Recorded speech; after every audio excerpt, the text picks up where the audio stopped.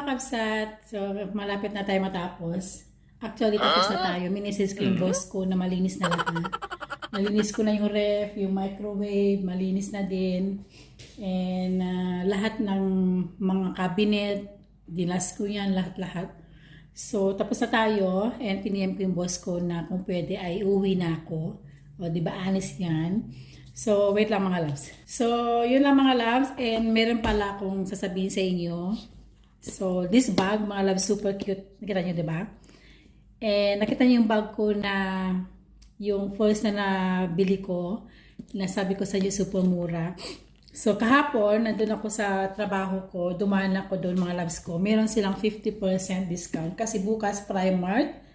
And napadaan ako, nakita ko to. Sabi ko dun sa babae, is that 50% discount? Yes. So, ito po mga loves ko ay nagkahalaga ng $24.99. So, 50% discount, nabili ko lang po ng $12.99. And super, super cute. And super, ganito siya kaliit mga loves ko. Pero ang dami niyang malamanan. Lahat nandyan na. Mga sunglasses ko, wallet, eco bag, and cellphone, susi, lahat. So, super ganda. So, yun lang mga loves ko. And then, thank you. Bye.